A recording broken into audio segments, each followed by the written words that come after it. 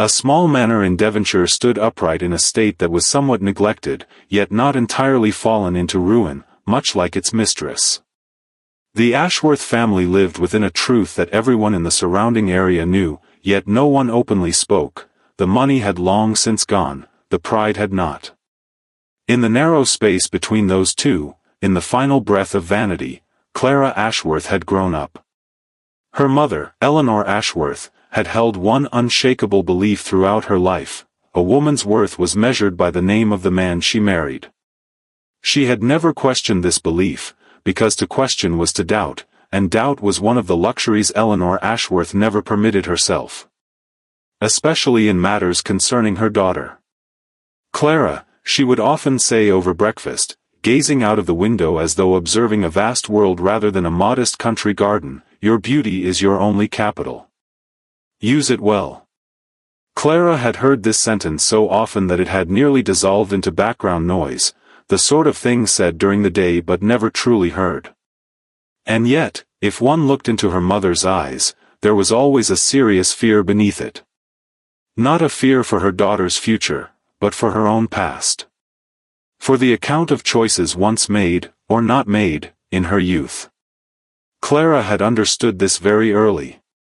And with that understanding, she had both loved her mother deeply and grown very far from her. Her father's library was small, but full. Clara could never know what Thomas Ashworth would have said to her had he lived. He had gone when she was 8, leaving behind only his voice in memory and his books. But the books remained. And they gave Clara something her mother never had, the sense that questioning was a virtue. She had learned Latin, no one had taught her. She had taught herself, from her father's old grammar book, making mistakes, correcting them, repeating. She had read the French Revolution, then the texts that criticized it, then the texts that criticized those criticisms. For her, history was not memorization but argument, a field of judgments one might agree with or reject, but in which one had to remain intellectually honest. She had told no one any of this. Because the moment she tried, she would see that familiar expression on her mother's face, a mixture of concern and disappointment, the kind that silently asked, "Where will such knowledge take you, Clara?" "Nowhere," was what it meant. Nowhere, meaning not toward a suitable marriage proposal. So Clara remained silent. But she did not abandon her books. That year, in the spring of 1815, the small social life of Devonshire stirred with sudden energy. The news traveled from village to village, from house to house, from tea table to tea table. The Duke of Blackmore would be staying at Meryton Park for the summer. Whether at the insistence of his mother, Lady Catherine, or to relieve his own restlessness, whatever the reason, the important thing was this: a young, unmarried duke, with wealth beyond clear measure, was in Devonshire. After this news, every family in the region with a daughter of marriageable age felt a subtle but unmistakable tremor. Eleanor Ashworth felt it more deeply than most. "Duke Blackmore," she said one afternoon, setting aside her sewing as if weighing the significance of the words. "Edward Calloway. 34. Not yet married. How do you know all this, mother?" "Lady Hargrove told me." "Lady Hargrove knows everything." "Yes," Eleanor replied, taking up her sewing again, "which is precisely why one must be careful with her." Clara turned toward the window.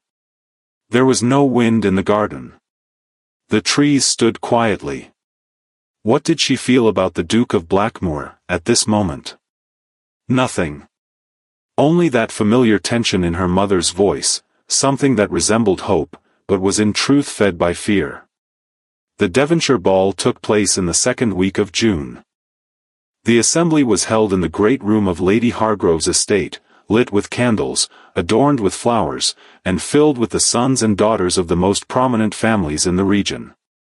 Clara wore the pale blue taffeta gown her mother had chosen. She was beautiful, she knew it, and felt neither pleasure nor discomfort in that knowledge. She carried it simply as a fact. When the room filled, Clara stood beside Lady Hargrove, greeting familiar faces. In one corner, Madame Duval made her presence known, a woman inflated with a certain vanity, forever correcting others, and often incorrectly. In another, Sir William Lucas spoke in a tone calibrated solely to express his own importance. And at the center, surrounded by a space people unconsciously left around him, Edward Calloway. Clara did not search for words to describe him. He was not dark, yet he gave the impression of darkness.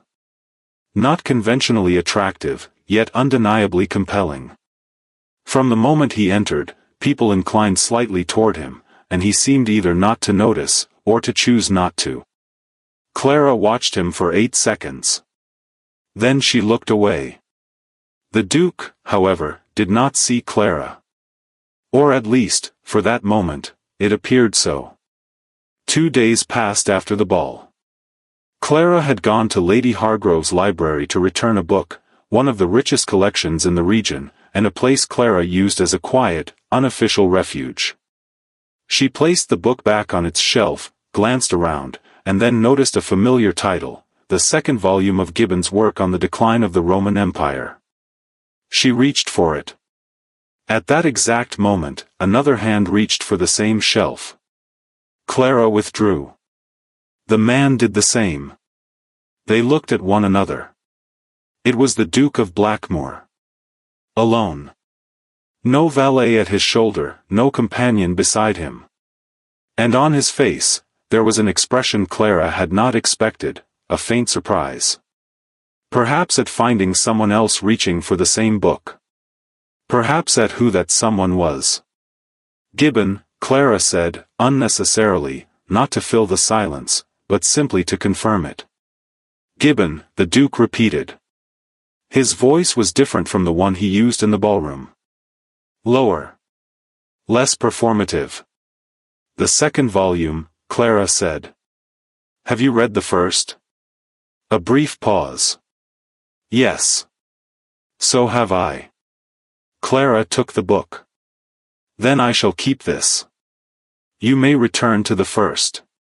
And she turned, walking toward the door. Duke Blackmore remained standing in Lady Hargrove's library, watching the woman who had just left. No one in this region had ever treated him in that manner, neither with arrogance nor with timidity, but simply, with naturalness. As though his being a duke altered nothing about the order of that moment. And for the first time in his life, Edward Calloway found himself faintly surprised as he watched someone walk away. That brief encounter in Lady Hargrove's library occupied more space in Clara's thoughts than she cared to admit, even to herself. The Duke of Blackmore had affected her. The word was correct, but incomplete. A more precise expression would be this: he had surprised her. Because Clara had long noticed that nearly all the men in Devonshire's social sphere fell into certain patterns. Some spoke too much, some not at all, some only to hear themselves speak. But what had the Duke done in that library? He had simply listened. And the expression on his face as he watched Clara leave, was it surprise? Not quite. Rather, it was the subtle, involuntary attention of someone noticing that something was not where it ought to be. Clara asked herself why she made that distinction. Then she abandoned the question. She did not tell her mother about the encounter. If Eleanor had heard, Clara did not even wish to complete that scene in her mind.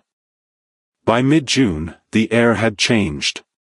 The cool Devonshire mornings grew warmer, the lavender in the garden bloomed, and the village's social calendar filled. Lady Pemberton's annual tea party was among the most established events, so established that receiving an invitation was little more than a formality. Everyone attended, everyone saw one another, and everyone measured how much each had changed since the previous year, or had not. Eleanor Ashworth considered this invitation particularly important. Because it was said that the Duke of Blackmore would also attend. Wear the blue dress, she said over breakfast. We are staying with it, it suits you well. Mother, I wore the blue dress to the ball. It makes no difference. The Duke may have seen it, but so have others. In a different context, it creates a different effect. Clara set down her teacup. Her mother's logic always felt both entirely correct and completely wrong. The social calculation was accurate, but the assumption beneath it, that everything must be done to secure that gaze, gave Clara a small yet sharp discomfort every time. "Very well," she said. The answer pleased her mother. Clara could read it on her face. Pemberton Manor, rising behind a long row of poplars on the southern edge of the village, was one of the most imposing structures in the region by sheer scale. Lady Pemberton, whose age no one knew precisely, though it was generally placed somewhere between 60 and 70, was both the ruler of this house and its oldest piece of furniture. She knew everything, remembered everything, and used everything when the time was right. Her politeness was genuine, but it had boundaries, and those boundaries aligned perfectly with social hierarchy. To her, a person's worth was determined by name and fortune. Everything else, intelligence, character, integrity, could only serve as pleasant embellishments once those two conditions had been met. Clara liked her. But with caution. The room that day was filled with 18 or 20 people. Clara stood beside her mother, near Lady Hargrove.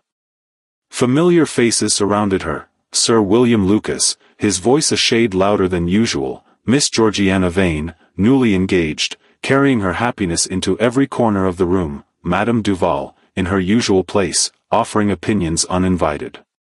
And in the corner, quietly, though not unnoticed, the Duke of Blackmore. Edward Calloway stood with the same distance about him. When people approached, he responded with courtesy but did not prolong conversation. He showed no particular interest in anyone. And on his face, Clara had noticed this before, there was always a faint trace of boredom. As if it was not the content of these gatherings that brought him there, but their obligation. Clara looked away. The moment the incident began was precisely when Madame Duval said something about the French Revolution. How the topic had arisen, Clara did not fully recall. Perhaps someone had mentioned Napoleon, perhaps recent developments in Europe. But Madame Duval, with her usual confidence, began speaking about the events of 1789. And what she said was wrong. Not entirely wrong, but partially so, delivered with certainty, presenting an incorrect date as fact. Clara thought, let it pass. It does not matter. No one cares. But Madame Duval continued. She expanded the error. Added another layer of commentary. And Clara, later, she could not fully explain why she did it. Perhaps letting the error stand gave her the sense that something within her had diminished. Perhaps she simply wished to state what was true, regardless of the room's reaction. As a matter of fact, Clara said, her voice calm, not intending to provoke noise, the fall of the Bastille occurred in July 1789, Madame Duval. Not April. And the transformation of the Third Estate into the National Assembly took place 3 weeks prior, which means the sequence unfolded in reverse, first the Assembly, then the fortress. The room fell silent. This was not the uncomfortable silence that follows a mistake. It was the silence of something unexpected, like a shift in the air, immediately felt but not easily explained. Madame Duval's face froze for a moment. Then it settled into a small smile, not defensive, but surprised. Lady Hargrove gave a faint cough. And then, the Duke of Blackmore, who until that moment had not participated in the conversation, stood by the window, a teacup in his hand, witnessing this small moment, Bastille, Madame Duval, Clara Ashworth, merely as an observer. He lowered his cup delicately onto its saucer. The movement was slow, almost deliberate. Then his voice rose, low, but clear, controlled enough to reach every corner of the room. Miss Ashworth's knowledge is truly remarkable. For a woman. A pause. That pause within the sentence, the small, calculated distance between remarkable and for a woman. Something existed there. Not merely a remark, but a boundary line, and the hand that drew it was the most powerful in the room. The room laughed.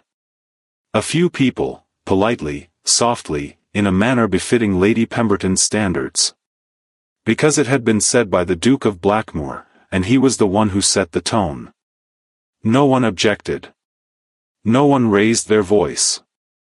Lady Pemberton intervened at once, with a gentle tone, precisely timed, like an experienced hostess. Yes, Clara has always been somewhat curious. A trait from her father, I believe. This sentence was deeper than the Duke's. Because the Duke had diminished, but Lady Pemberton had forgiven. And to be forgiven can be harder to bear than to be slighted. Because forgiveness implies error. It reframes something that did not wish to be corrected as though it already had been. Curious. A sweet word. Spoken with a diminishing meaning, wrapped in a pleasant tone. Clara's knowledge was thus reduced to a childish inclination, an odd habit inherited from her father, not a value, but a peculiarity. The room relaxed. The subject changed. Life went on. Clara smiled. Perhaps this was the most important detail, what Clara did in that moment. She did not cry. Her voice did not tremble. She did not flush with shame or stiffen with anger. She smiled. A calm, closed smile that gave nothing away. As though thanking Lady Pemberton, as though genuinely pleased by that gentleness, and she withdrew from the conversation. What lay within her at that moment? Anger? Yes, in part. But not warm, cold, sharp, patient. Not because she had been forced into silence. Not because she had been humiliated while being right. But rather this room, these people, these rules, they had always been this way and would remain so. And Clara already knew it. She had known, and still she had spoken. And for speaking, she had been corrected. So the question became, would she speak again? She finished her tea before answering it. When the party ended, Clara joined her mother. There was nothing on Eleanor Ashworth's face, neither anger nor sorrow. Only that familiar tension, now slightly hardened. The carriage ride home passed in silence. Clara looked outside. The poplars slipped past one by one. Madame Duval was mistaken, Clara said at last. A brief silence. I know, her mother replied. Nothing more was said. Because both understood that the real question was this, was it right, or was it wise? And in Clara's world, those two things did not always lead to the same door. Eleanor turned her head, casting a brief glance at her daughter. Then she faced forward again. What was in that glance? Disappointment? Concern? Clara could not fully distinguish it. Perhaps both. Perhaps neither, perhaps simply a mother confronting a truth in her daughter's world that she could not help her with, doing the only thing she could, sitting beside her in silence. That night, in her room, Clara opened her father's volume of Gibbon. She read, though the words did not fully settle. Her eyes moved across the page, but her mind remained in the drawing room. In the Duke's voice. In that pause, the small, calculated space between remarkable and for a woman. He had diminished her. That was clear. But how had he done so? With malice? Clara considered it. No, not precisely. Or rather, if there was malice, it was not deliberate. He had likely meant, in that moment, to be witty. To gather the room's attention. And the easiest tool at hand had been Clara's gender, because in that room, it was an assumption everyone believed they shared, a woman's knowledge was not the same as a man's. It was an unchallenged premise. Clara closed the book. What did she think of the Duke of Blackmore now? The answer should have been simple. But it was not. Because the man in the library and the man in the drawing room were the same, and yet, had Clara seen only one, she would never have guessed the other. The man who listened, who paid attention, who showed a trace of surprise, was that the same man who had said, for a woman? Yes. The same man. Clara wanted to understand this. Why? Because if people were singular, wholly good or wholly bad, wholly respectful or wholly dismissive, the world would be far simpler. But people were not singular. The Duke was not. And this was what troubled Clara most: simple hatred, simple dismissal, neither was possible. She extinguished the candle. In the darkness, she stared at the ceiling for a while. Then she closed her eyes. The Duke of Blackmoor had most likely gone to sleep that night without a second thought. Clara, on the other hand, would meet the morning slightly tired, for the mind, on certain nights, refuses rest. Because there remains within it an equation not yet resolved. A week passed.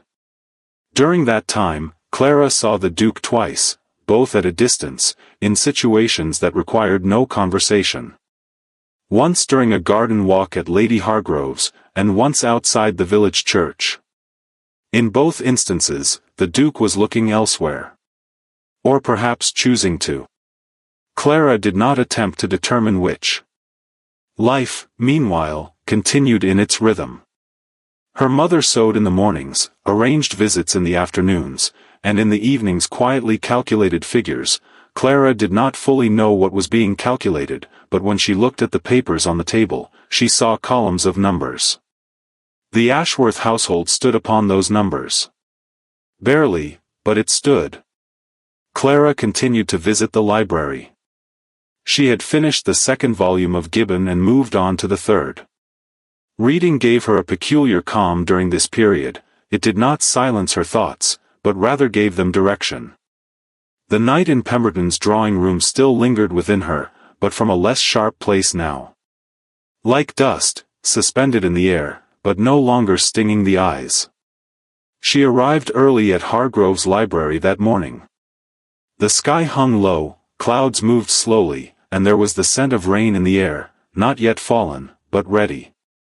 The library was empty.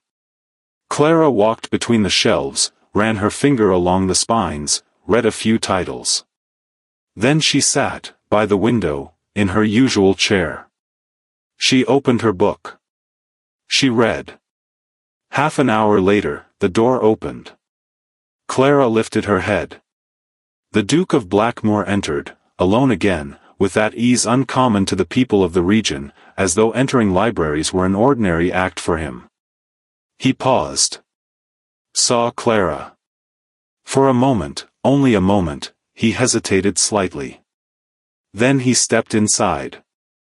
Clara returned to her book. She read, or pretended to read, because her eyes moving across the lines no longer absorbed anything. Footsteps approached. Stopped. The quiet reach of a hand toward the shelf, the soft selection of a book, the faint sound of it being drawn free. Then another voice, unexpected, low. What you said at Pemberton was correct. Clara did not turn the page. She lifted her head. The Duke was still looking at the shelf, a volume in his hand, holding it not to read but simply to hold. Then he turned. He met Clara's eyes, briefly, but without retreat. History. The Bastille. It was correct. Clara did not answer at once. The silence was not from uncertainty, she knew exactly what to say. But before speaking, she wanted to observe him for one moment longer. Because this was not an apology. An apology would have felt different, softer, less composed. This was closer to a statement of fact. As though he wished to settle something within himself, and had decided this was the most honest way to do so. I know, Clara said. Not harshly. Not politely. Simply as a fact, just as he had spoken. Edward Calloway had not expected that answer. Or rather, not that tone. Most people, at such a moment, would either express gratitude or condescension, they would become either indebted or defensive. Clara had done neither. She had simply said, I know. And those two words, in a strange way, weighed more heavily on Edward than the laughter of 20 people in that drawing room. Because I meant this, I knew I was right then as well. I knew the laughter was wrong. And I needed neither you nor anyone else to confirm it. Edward heard all of that, everything within the words. There was a silence. Not long, 5, perhaps 6 seconds. But it was full. Edward glanced at the book in his hand. Then returned it to the shelf. He had not chosen it to read, after all. He walked to the window, looked out into the garden. It had begun to rain, light, uncertain, the kind of morning rain particular to Devonshire. "Will you be taking this one as well?" he said, turning back. He meant the third volume, the one in Clara's hands. "I am only halfway through." "And how did you find the second volume?" Clara turned the book over, considering. "The second volume is stronger. In the first, Gibbon is still gathering his courage. In the second, he no longer hesitates to say what he knows. At times, one can almost sense that he takes pleasure in it. That confidence enters the writing." Edward looked at her. "I have not heard that observation before." "Because no one has asked, most likely." A pause. Then Edward, unexpectedly, laughed, briefly, genuinely, without performance. It was nothing like the controlled smile in Pemberton's drawing room. It was less guarded. More inward. Clara noted it, but did not show it.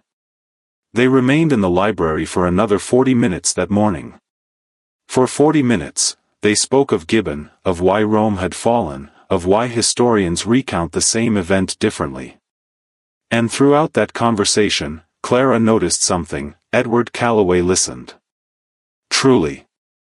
Not in order to speak, but simply to hear. This was something Clara had encountered very rarely in her life, particularly in conversations with men. But she noticed something else as well: he was intelligent. And this unsettled her, because it complicated everything. It would have been easier to attribute that sentence at Pemberton to ordinary arrogance, and that arrogance to an ordinary man, and to place him at the edge of her life. But Edward Calloway was not ordinary. And this made the question heavier: how could someone so intelligent have said such a thing? Perhaps intelligence and arrogance do not always stand at separate doors. Perhaps the more one knows, the longer it may take to recognize what one does not know. And perhaps Edward Calloway had never fully realized that women could think, because no one had ever shown him otherwise. This thought surprised Clara. Because, in some small way, it complicated her anger toward him. As they parted, Edward turned at the door. "When you have finished the third volume," he said, his voice unusually direct, "should be interested to hear what you think." Clara glanced at her shoes for a moment. Then lifted her head. "Then be in the library," she said. Edward said nothing. But before leaving, Clara could not quite define it. Something in his expression shifted. Small, quick, uncontrolled. Not the kind she had seen in Pemberton's drawing room. The door closed. Clara turned toward the window. The rain still fell. She opened her book. This time, she truly read. Yet a corner of her mind quietly arranged those 40 minutes, like an inventory: what had been said, how it had been said, where each pause had settled. This habit, of analyzing everything, of searching for the layer beneath, drove her mother to exasperation. "You think too much," she would say. "You need to feel, Clara. Not think." But Clara believed the two could not be separated. To feel was to think. To think was to feel. They did not lead to different doors. They moved within the same room, only one stepping forward at times. Which one stood forward now? Clara did not ask herself. Because she did not yet wish to know. That evening, Eleanor Ashworth sat at her desk, writing a letter to Lady Hargrove, proposing a visit for the following week. Clara sat by the fire, a book in her hands, not reading, simply looking at the page. "I saw the Duke of Blackmoor today," she said at last. Her mother's pen paused for a moment. Then continued. "Where?" "In Hargrove's library. We spoke." This time the pen stopped, and did not resume. Eleanor turned. There was that complex expression on her face, hope, concern, and question intertwined. What kind of conversation? Clara considered for a moment. Searched for the right word. Then. "Unexpected," she said. Eleanor did not know what to do with that answer. She wanted to say something, Clara could read it on her face. But in the end, she remained silent, perhaps because she could not find the right question, or because she sensed the answer was not yet ready. She took up her pen again. Returned to her letter. Clara looked into the fire. The flames were small, steady, orderly. Outside, the rain continued, now stronger, more certain. Devonshire rains were like that. Once they began, they did not easily end. And as Clara held her father's book in her lap, she recognized something in a quiet corner of her mind: she would see Edward Calloway again. This was not hope. Nor was it concern. It was simply a fact, like the rain not stopping, like her mother's figures laid out on the table each evening, like the certainty of the sun rising in the morning. But within that fact, there was something else, very small, very quiet. Clara did not name it. Not yet. Devonshire was a small place. That meant many things, but most importantly this: when something happened, everyone learned of it. And even if nothing had happened, if enough people looked in the same direction, then something might as well have. From that morning in Hargrove's library onward, the fact that Clara and the Duke of Blackmoor had been seen in the same room twice, first at the ball, then in the library, began to take on a small but definite shape in the social mind of Devonshire. No one said anything outright. But looks had changed. There were small pauses in conversations. And the visits to Eleanor Ashworth had increased noticeably over the past 2 weeks. None of these visits were for Clara. They all came for Eleanor, but in each of them, sooner or later, the conversation curved toward the Duke of Blackmoor. Politely. With elegant curiosity. If it were possible to ask without asking, that was precisely how it was done. Lady Hargrove came one afternoon. They had tea, spoke of the garden, of the region's weather. Then Lady Hargrove set down her cup and said, "I hear the Duke will remain at Meryton at least until August. Perhaps longer." "Is that so?" Eleanor said, controlling the tremor in her voice with precision. "So they say. At his mother's insistence, I believe. Or perhaps he has taken a liking to this part of the country." A brief pause. One wonders what, precisely, he has taken a liking to. Clara appeared occupied with her sewing. But she heard every word. After Lady Hargrove left, the room remained quiet for a while. Eleanor rose, went to the window, and looked out into the garden. It was something she did when thinking, as though distance helped her see more clearly. Clara had known this since childhood. Whenever her mother went to the window, she knew something important was about to be said. "Clara," Eleanor said, still facing outward. "Yes, mother." "What do you think of the Duke of Blackmoor?" Clara set aside her sewing. She had expected the question, but not quite in this form, not so directly. Her mother usually approached things indirectly. This directness revealed the weight of what she carried. "He is intelligent," Clara said carefully. "And complex." "Complex?" Eleanor turned.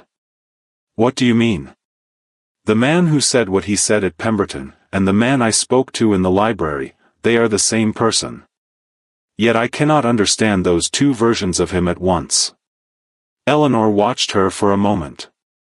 Then came and sat opposite her. Her voice lowered, the tone reserved for her most serious conversations. "Clara, I must speak to you honestly." Clara waited. "You know the condition of this house. Your father's debts are still here, reduced, yes, but not gone. As I grow older, it will become more difficult to keep this house standing. I have carried it for 10 years. I did not wish to burden you with it, but it would no longer be honest to remain silent." She folded her hands in her lap.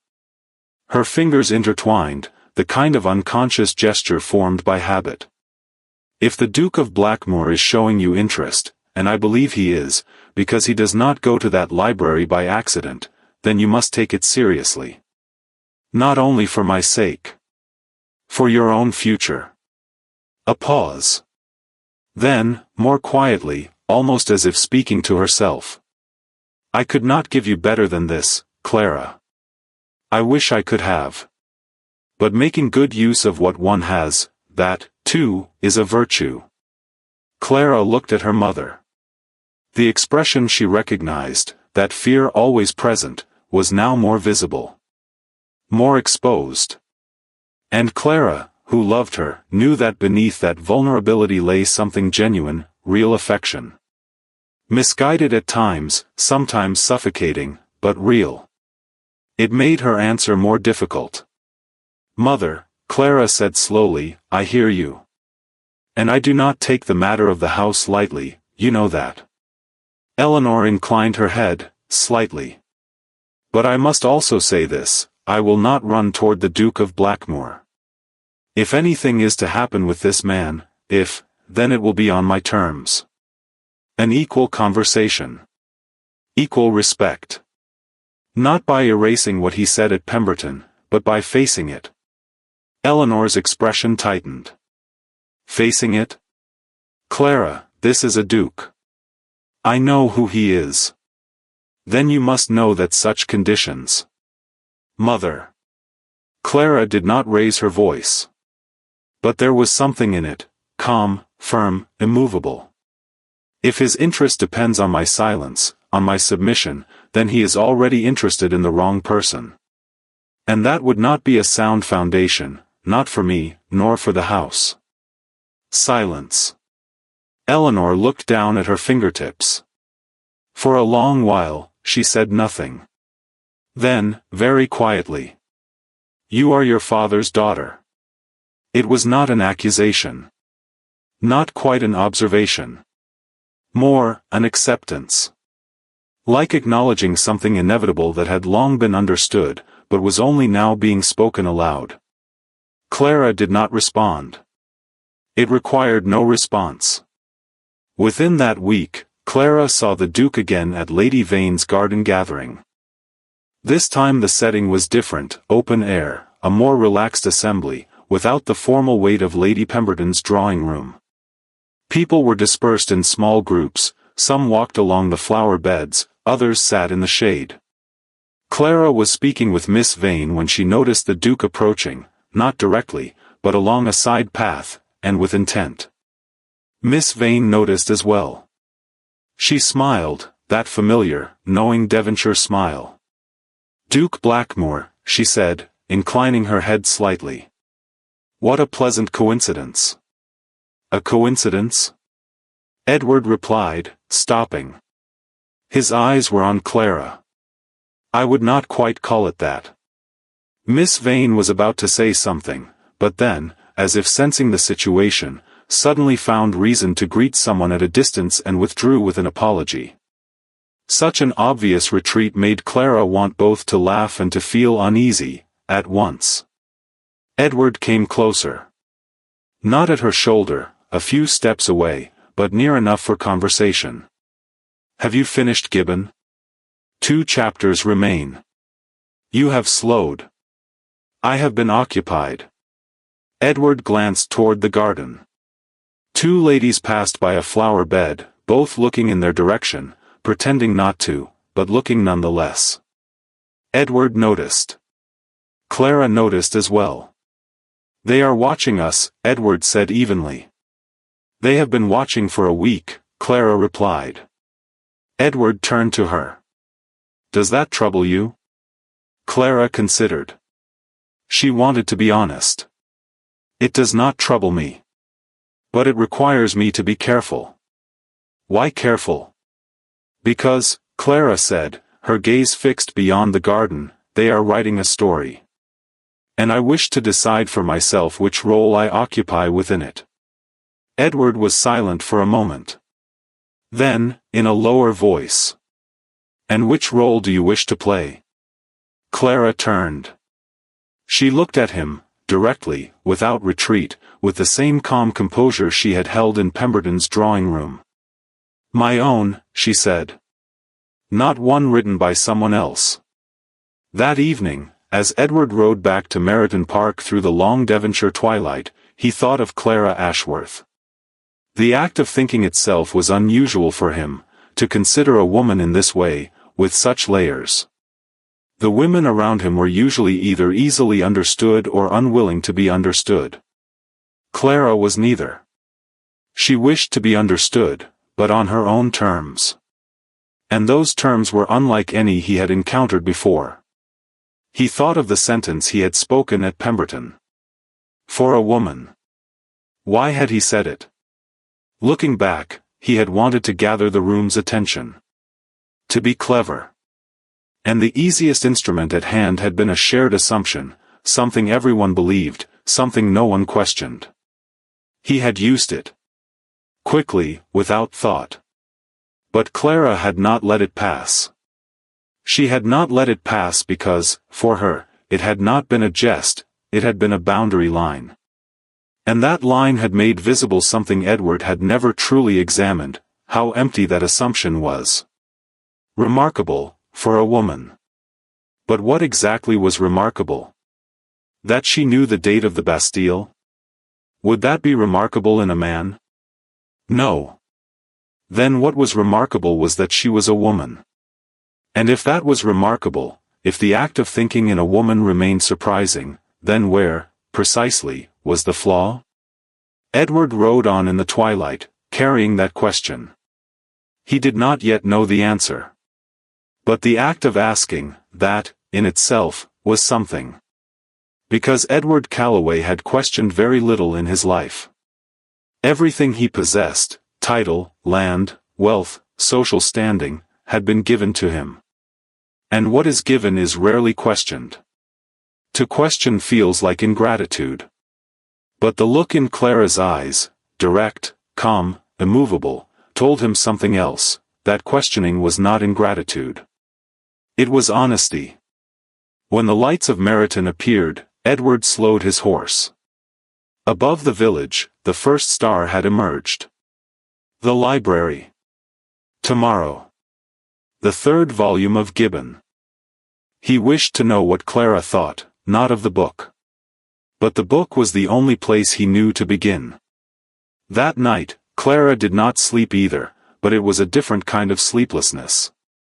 Not from anger. Not from questions. Rather, from the quiet, unavoidable weight of recognizing that something had shifted.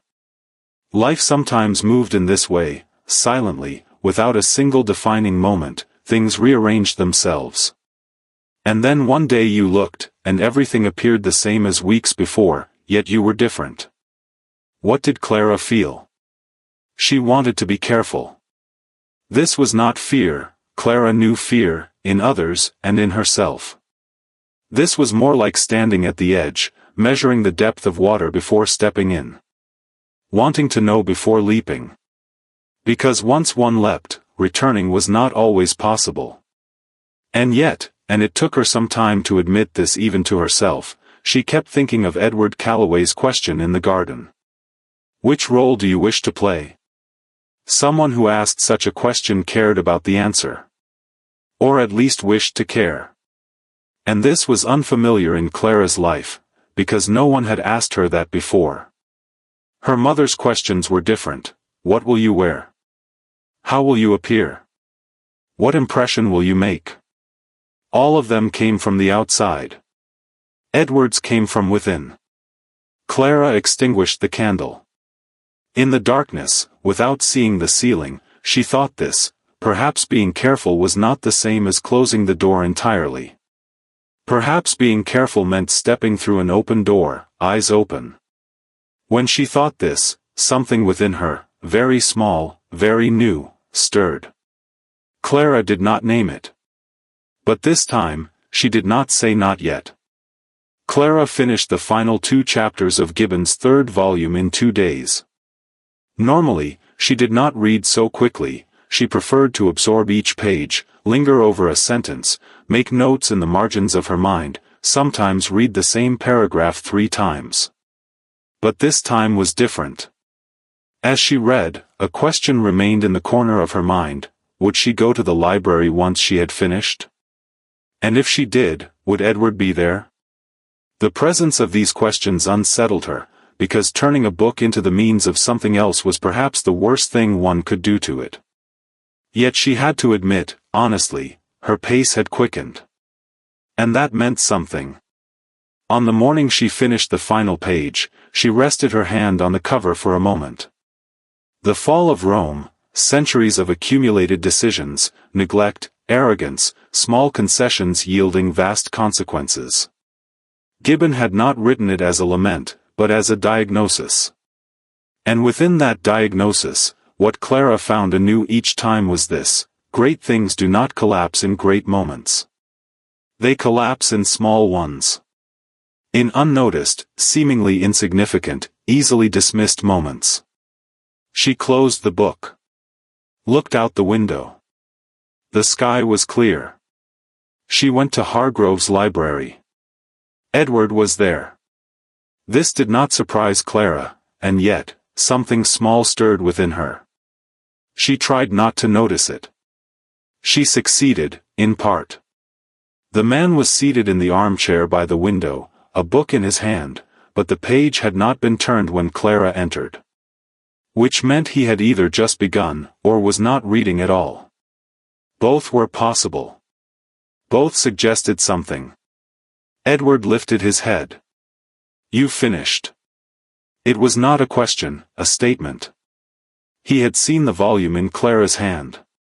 This morning. Clara walked to the shelf and returned the book. Then, without turning, still looking at the spines, "You said you would be here." "And I am." "Yes." She turned. Edward was still watching her. The distance between them, 5, perhaps 6 steps, felt to Clara both too much and too little at once. She sat in the chair opposite him. "How did you find it?" Edward asked. Clara considered. There was no hurry. She knew now that Edward would listen. She had learned that in their first conversation in the library.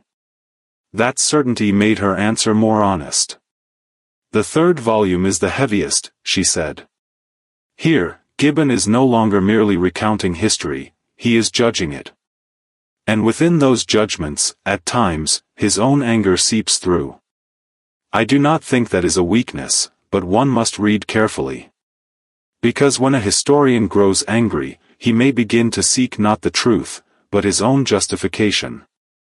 Edward set the book in his lap. "Where did you learn that observation?" "I did not learn it. I thought it."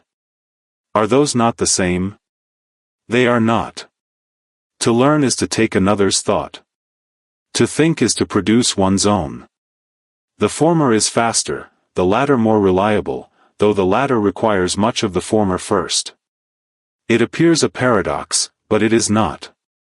Edward looked at her, long, attentively, as though measuring something. "When you speak like this," he said slowly, "what do people usually do?" Clara gave a small laugh, genuine, brief. "They change the subject. Or they continue speaking not with me, but as though about me. 'What an interesting girl,' they say. As if I were not present." A silence followed. Edward lowered his head slightly, a small, almost imperceptible movement. But Clara noticed.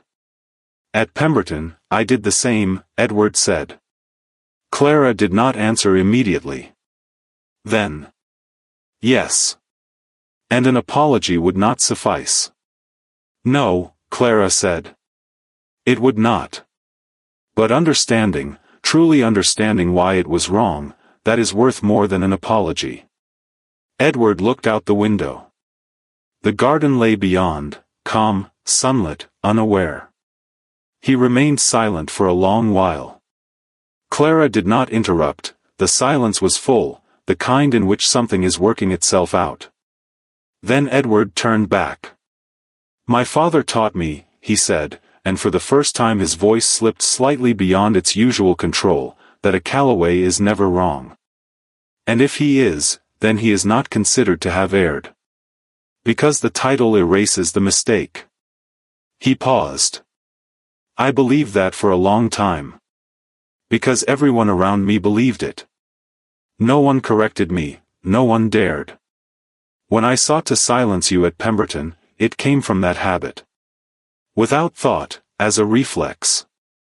"I know," Clara said. "That does not make you less responsible." "No. It does not." He did not avert his gaze. "But at least now, I see it." Clara felt the weight of that admission, not physically, but undeniably real. Because such an admission was not easy. Not from this man, in this position, within this society. For Edward Calloway to say it meant that something within him had shifted. And Clara knew when that shift had begun, in the library, the first time she had said "I know." From there, the conversation moved elsewhere, deeper, easier, the kind in which two people begin to discover one another's language. Edward spoke of London, its crowds, its endless evenings spent among the same faces in the same rooms. "Everyone wants something," he said. "And they do not say what they want, they believe not saying it is a form of refinement. But beneath that refinement, there is only calculation. Pure calculation." "Is Devonshire so different?" Clara asked. "The calculations are smaller. That sometimes feels more honest, and sometimes less." Clara understood. Large calculations at least command respect. Small ones merely exhaust. Edward laughed, this time longer, freer. And when Clara heard it, something stirred within her, something she could not quite name. It was a pleasant thing, but its very pleasantness unsettled her. Because pleasant things made caution more difficult. Clara shifted the subject.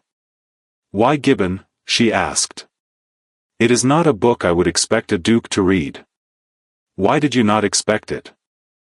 "Because Gibbon asks uncomfortable questions. He asks why greatness collapses. Those who possess greatness do not usually enjoy that question." Edward looked at her. Then, very quietly. "Perhaps that is precisely why I read him." When Hargrove's servant opened the door, Clara realized how far the afternoon had advanced. More than 2 hours had passed. This surprised her. It had felt like far less. She rose. Edward rose as well, at the same moment, as though remaining seated were no longer possible. "I must go," Clara said. "I know." She walked to the door. Paused, not turning, but speaking back. "There is a 4th volume of Gibbon." A brief silence. Then Edward's voice, low, careful, carrying something faint within it. "I know." Clara left. Out on the street, as she stepped beyond Hargrove's door, the air struck her face, fresh, slightly cool, with that fleeting chill of midsummer. She walked. Without thinking, or rather, she thought, but without ordering her thoughts, letting them move as they wished. This was unusual for Clara. Normally she arranged them, one before the other, in careful sequence. But now there was no order. There was something that unsettled her. What, precisely, had happened in those 2 hours? They had spoken. Of books, of history, of London, of calculation. Ordinary things, from an external view. But they had not been experienced externally, they had been lived from within. And from within, the conversation had not felt ordinary at all. Edward Calloway had listened. Not only that, he had responded. Truly responded, with his own thought, his own doubt, his own vulnerability. That sentence about his father, "A Calloway is never wrong," how far inward had he needed to look to say that aloud? And here was the realization Clara reached that day: Edward Calloway could change. This was not hope, hope was uncertain, this was more concrete. In their 3 conversations, he had taken a step each time. Small steps, but real. And real steps felt entirely different from performative ones. Clara had seen enough of the latter to know the difference. But caution was still necessary. Because between the ability to change and actual change, there lay an entire life. And Clara did not wish to surrender herself simply because she had seen the possibility. When she saw that it had happened, truly, permanently, not only in relation to her but in his relation to the world, then perhaps. When she arrived home, her mother stood in the middle of the drawing room, waiting. This was unusual. Eleanor was usually at her sewing or her desk, not waiting at the door, not making her waiting visible. But today, she was there. Clara stopped. They looked at one another. "Where have you been?" Eleanor asked. "In Hargrove's library." "For more than 2 hours." "Yes." Eleanor's eyes searched Clara's face, long, carefully, with that deep reading skill a mother develops over thousands of conversations. And beneath that gaze, Clara felt that something showed on her face, something she could not hide, something she did not yet fully understand herself. Eleanor stepped closer. Her voice lowered. "Was he there?" Clara paused briefly. Then, "Yes." Several things passed across Eleanor's face at once: relief, concern, perhaps even a silent prayer. They could not be fully distinguished. Then they settled into silence. Not the silence of a mother eager to marry off her daughter, but the silence of a mother who, for the first time, sees this expression on her child's face.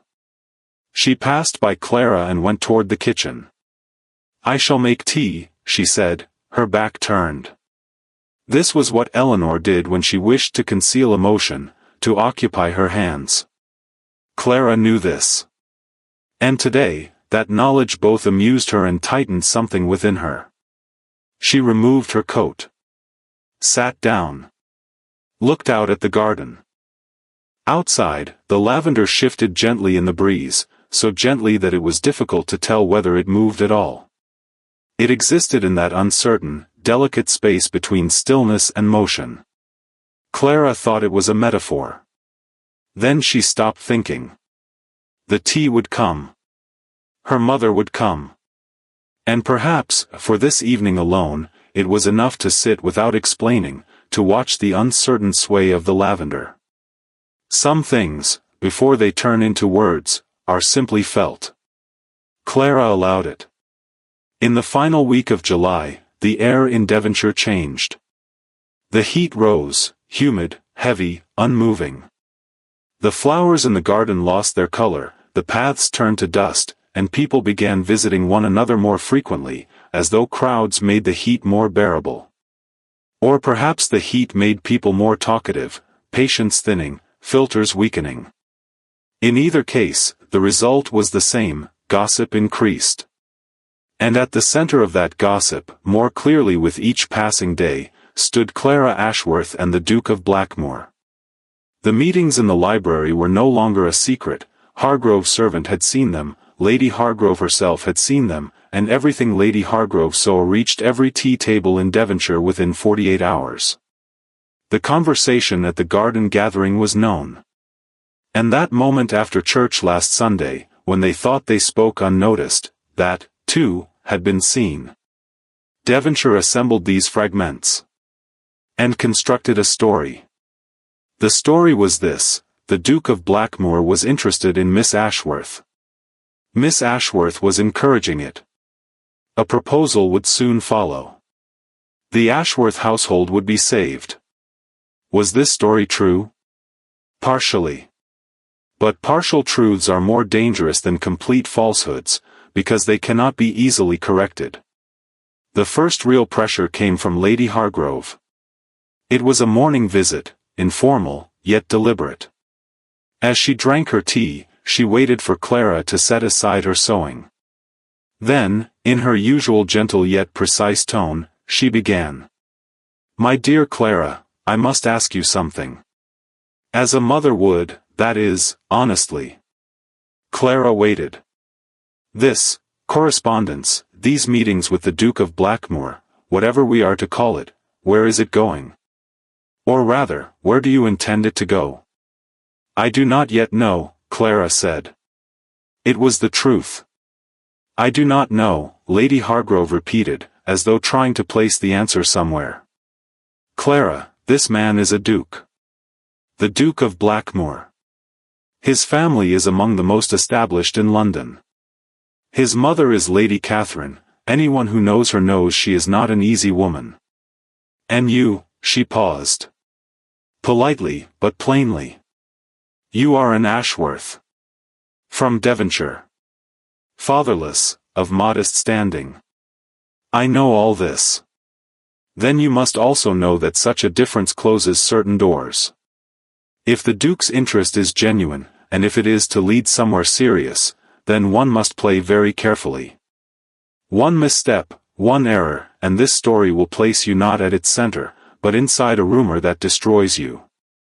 Clara set down her cup.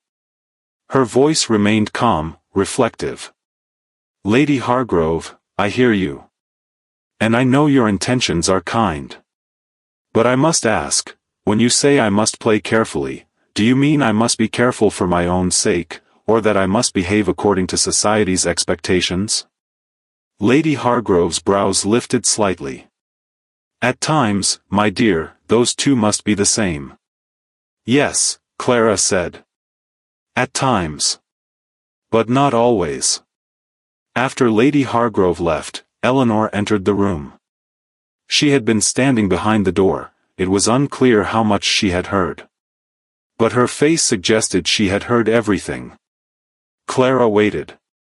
Eleanor sat down. Her hands rested in her lap, fingers intertwined, that habitual gesture. But this time, they trembled slightly. Clara saw it, and something tightened within her. "Clara, Lady Hargrove is right.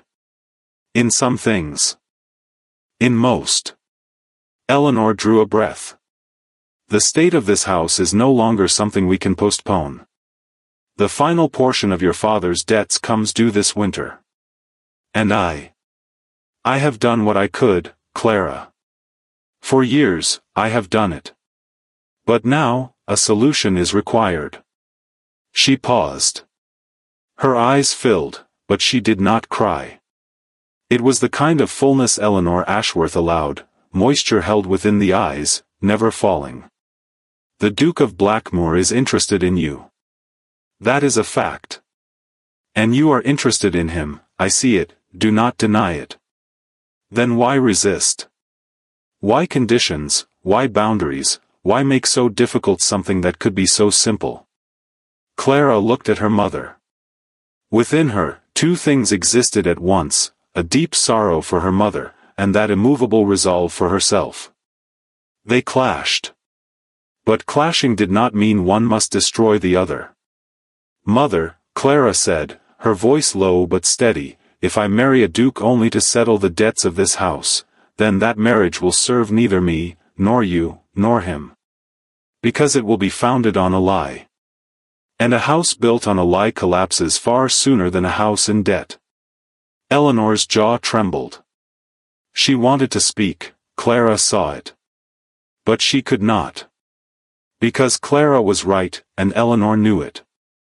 And knowing is sometimes the heaviest burden of all. "Then what will you do?" Eleanor asked, very quietly. "I will find my own path," Clara said. "But it will be mine." That afternoon, Clara went out into the garden, alone, without a hat, without hearing her mother's protest. She walked. Without direction, she only wanted movement, because something within her required it. Emotion sometimes worked this way. It did not wish to sit, did not wish to think, only to feel the ground beneath one's feet. The small road of Devonshire led to the edge of the village, where fields began and the sounds of the house faded. When Clara reached it, she stopped. There was wind, warm, but real, striking her face. And there, on that empty road, she was honest with herself. She wanted Edward Calloway. There was no longer any use denying it, neither to herself nor to the empty road. She wanted him because he listened. Because in the library he had spoken of his father as he had. Because he had not defended his mistake at Pemberton, but tried to understand it. Because he read Gibbon, because he truly wished to know why Rome had fallen, and because within that curiosity he had begun to question even his own greatness. It was enough. It was more than enough. But enough was not the same as surrender. Clara knew that. If she ran toward him, as her mother wished, as Devonshire expected, as the story demanded, then what she gained would not be a duke. She would become a woman who had lost herself. And a woman who has lost herself can never be truly content beside any man. This was the one truth Clara believed down to her bones. So what would she do? She would wait. But not passively, not idly. She would wait standing, aware, remaining herself. She would not wait for Edward to come toward her, but for them both to arrive somewhere together. And if that place never came, if Edward did not complete that transformation, if the man from Pemberton consumed the man from the library, then she would close the door. With pain, but she would close it. When she reached this decision, something within her loosened. It was small, but real. On her way back, she met Edward. Was it coincidence? Clara did not know. He was on horseback, moving slowly, coming from the direction of the village, though he ought to have been returning to Meryton.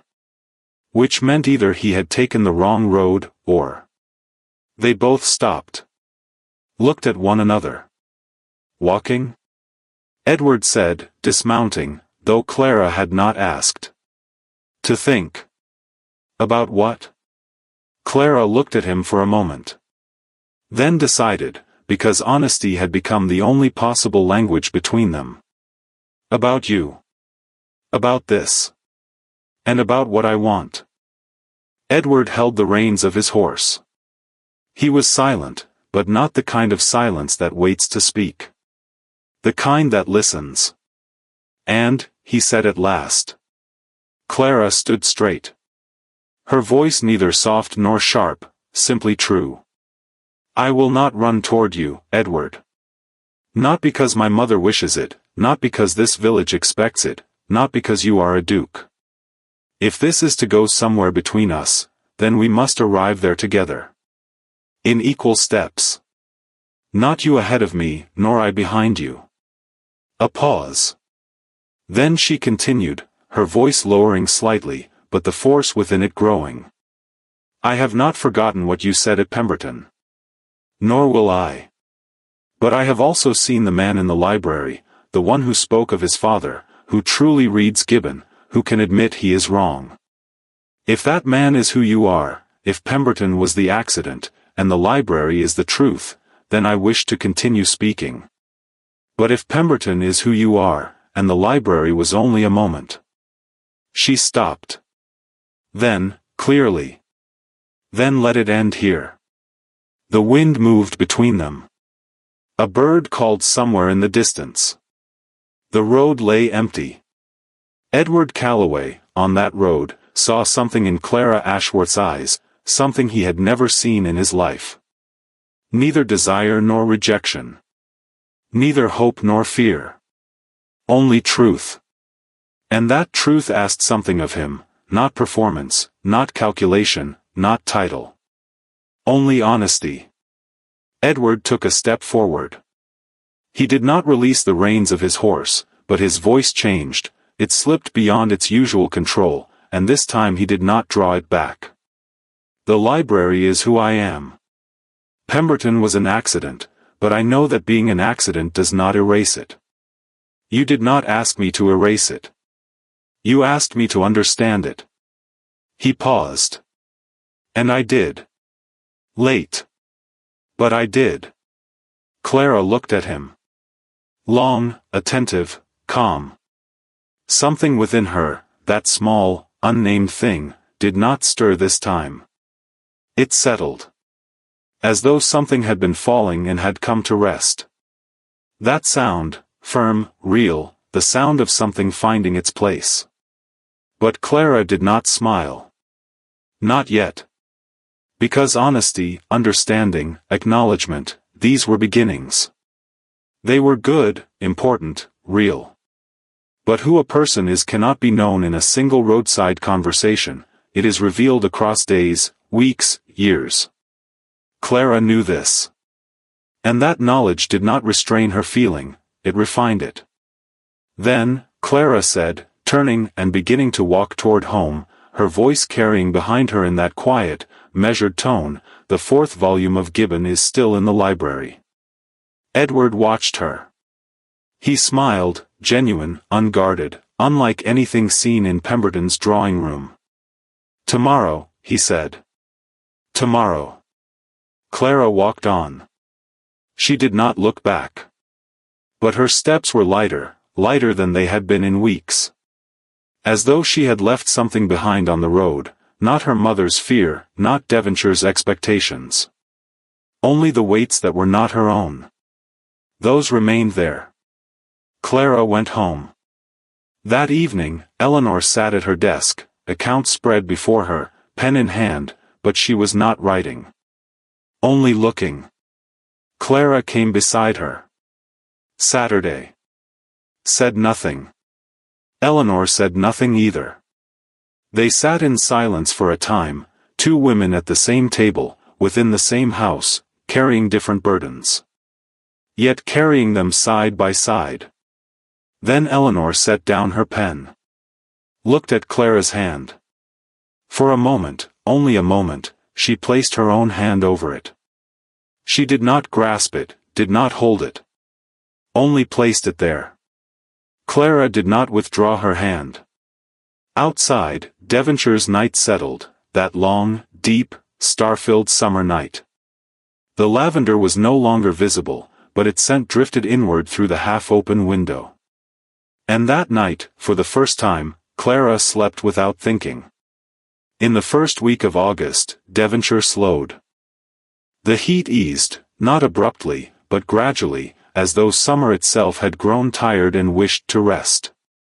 Mornings cooled, evenings lengthened, and the village's social calendar paused. Invitations diminished, visits shortened, people remained in their gardens or their homes. Devonshire sometimes breathed this way, after crowds, silence, after silence, crowds again.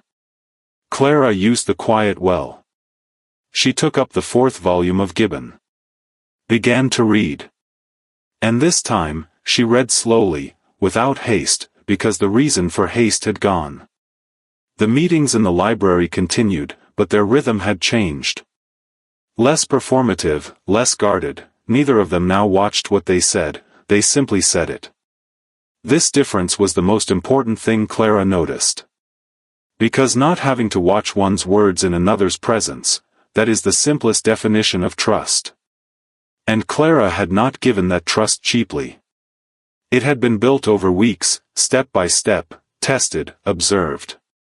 Or perhaps more precisely, it had been earned. By both of them, together. Edward was changing in that time, but not in any grand, dramatic way. In small, difficult to detect, cumulative ways. One day in the library, Clara saw Lady Hargrove's son James enter and address her in that familiar tone, faintly dismissive, one she had heard many times before. The tone that said remarkable, for a woman, in different words. Edward heard it as well. He turned to James. His voice was low, but with that same authority that could quiet a room. Miss Ashworth has read Gibbon better than you, James. Take that as an observation, and as advice. James flushed. Muttered something. Left. Silence remained. Clara looked at Edward. Edward looked at his book, as though he had said nothing of consequence, as though it were merely an ordinary reflex.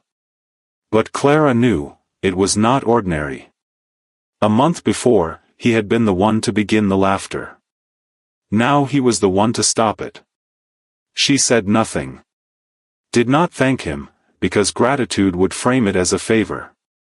It was not a favor. It was simply right. And doing what is right does not require thanks. But within her, that settled thing, that firm, real feeling, deepened. The proposal did not come as Clara might once have expected. There was no grand scene. No kneeling, no prepared speech, no moment witnessed by all of Devonshire. That was what Clara might have unconsciously expected, because that is how stories are told, how they live in society's memory. But Edward Calloway, as Clara had come to understand, was not a man who did what was expected. It happened in Hargrove's library, in mid-August, on a rainy afternoon. Outside, rain fell, as it had in the beginning, but stronger. The windows were misted. The library was dim, lamps lit. Clara was reading the final section of the 4th volume. Edward sat opposite her, looking not at his book, but at her. Clara turned the page. Then lifted her head. Their eyes met. "Why are you looking at me?" she asked. Edward paused. Then. "Because there is something I must say, and I do not know how to say it." Clara closed the book. Waited. Edward did not stand. Did not kneel. He simply leaned forward, elbows on his knees, his voice less controlled than ever before, less like a duke, more like a man. "Speaking with you is unlike anything else in my life. That is not a compliment, it is a fact. In trying to understand you, I have begun to understand myself. That, too, is a fact." He paused. Did not look away. "What I did at Pemberton was wrong. I said so in the library, but words are not enough, I know that. Because this is not something said once and forgotten. It must be carried, every day, in every conversation, in every room. And I wish to carry it. Not because you force me to be better, that is not the word. Because when I see you, I wish to be better. You understand the difference." A brief silence. Then, more quietly, as if speaking to someone alone. "I want to spend my life with you. In equal steps, as you said. Not me ahead, not you behind. I can promise that. Not perfection, but that I will wish to see my own faults." And then, very softly. "Is that enough?" Clara looked at him. With that long, attentive gaze she had formed over weeks. And what did she feel? This, it was enough. No, more than enough. Because what was offered was not perfection. It was honesty. And honesty was the only thing Clara had ever truly wanted, from her mother, from society, and now from this man. But she did not smile. Not yet. Because something had to be said. "Edward," Clara said. For the first time, she spoke his name, simply, without title, without formality. That small act was large for them both. "I hear you. And I believe you, for today. But there is a difference between for today and for always. You know that." "I do." "Then know this as well, I trust you. Today. In this library, beneath this rain, within this conversation, I trust you. And that trust was not easily given, not by me, nor by you." Edward lowered his head slightly. There was something in his waiting, not childish, but unguarded. And that unguardedness was the most honest thing Clara had seen in him. "For always," Clara continued, her voice softening though what lay within it grew stronger, "I wish to trust you as well. That requires time. And patience. From us both." A pause. Then, and this was among the freest decisions Clara had ever made. But yes. Edward looked at her. For a moment, he did not move, as though he needed to be certain he had heard. Then something changed in his face, slowly, unguardedly. The familiar composure dissolved. Beneath it, Clara saw clearly for the first time, was weariness. A long-carried, hidden weariness. And now, it was being set down. Carefully, as one sets something fragile in a safe place. Edward laughed. Quietly, briefly, truly. There is a 5th volume of Gibbon, he said. Clara laughed as well, freely, openly, nothing like the sound heard in Pemberton's drawing room. There was lightness in it, the lightness that comes when something long carried is finally released. I know, she said. And that I know, the word she had carried throughout the story, felt different now. Before, it had been defense, boundary, stillness. Now, it was an opening. The same word, from an entirely different place. The news spread through Devonshire, but this time, Clara did not care. When Eleanor Ashworth heard the news that evening, through Lady Hargrove, as always, for Lady Hargrove was always the first to know, she stood in the middle of the drawing room. For a long while, she said nothing. Then she sat. Placed her hands in her lap. And wept, quietly, with a long-suppressed, complicated grief. Was it joy, relief, or the bittersweet acceptance that her daughter had found a path different from her own? It was all of them. All at once. When Clara returned home, she found her mother like this. She sat beside her. Took her hand, this time, she took it. Held it. Did not let go.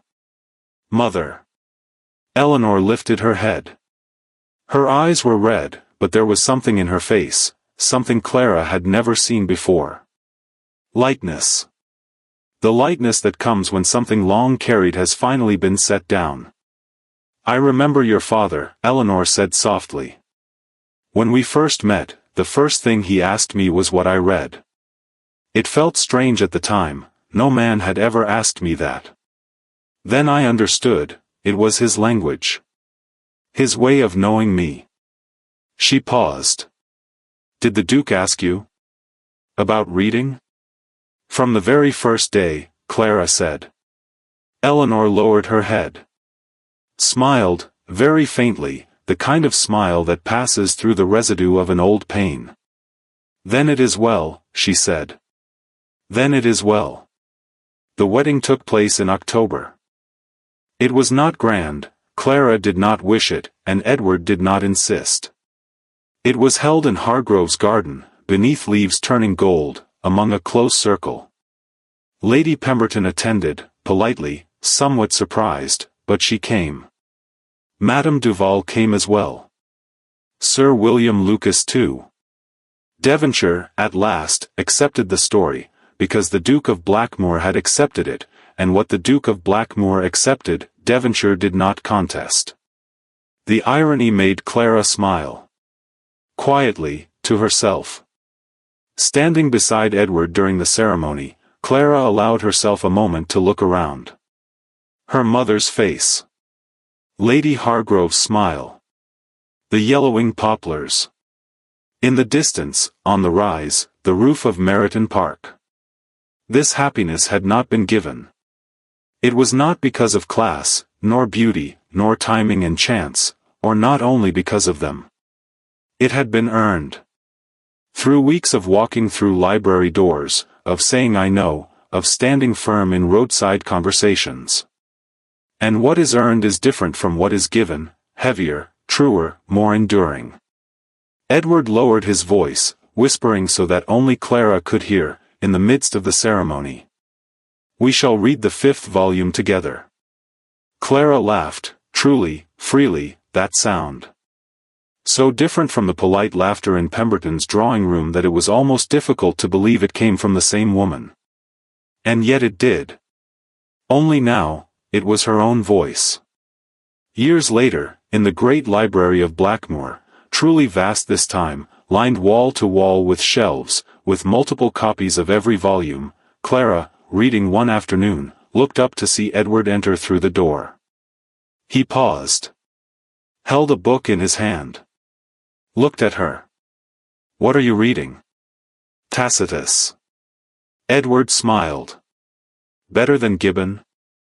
Clara considered. "Different. Gibbon interprets. Tacitus observes. They are separate skills." Edward came closer, sat opposite her. Opened his own book. "Read." There was silence, but it resembled that first silence in the library. Two people, in the same room, speaking the same language without speaking. This kind of silence was worth more than many conversations. After a while, Edward looked up. "I still think of what I said at Pemberton sometimes," he said. With embarrassment. Clara turned a page. Then, her voice steady, without weight. "So do I. But now I think of something else, how that moment brought us here." Edward looked at her. Long, warm, with that unguarded gaze. "Would it have been better if I had never said it?" Clara closed her book. Thought, truly, honestly. Then. "I do not know. Perhaps without that sentence, you would never have questioned anything. Perhaps I would never have resisted. Perhaps we would never have had this conversation." A pause. "But this I know, that you are here despite that sentence. And that is far more valuable than being here because of it." Edward watched her for a while. Then, quietly. "I love you, Clara." Clara smiled. That smile, calm, real, concealing nothing. The opposite of the one in Pemberton. That had been a shield. This was simply a door, open, entirely. "I know," she said. And this time, that final, complete, earned "I know," they both laughed. At once. In the same room, within the same silence. Outside, the gardens of Blackmoor were entering autumn. Leaves were falling, but it was not an end. As Clara had learned in Devonshire, everything was a cycle, things fall, so that they may bloom again. Clara opened her book once more. Tacitus was waiting. "Thank you for staying with us until the very end of this story. If you're still here, we would truly love to know where you're watching from. Reading your comments is one of the most meaningful parts of what we do. And if you'd like more stories like this, told with the same care and depth, don't forget to subscribe."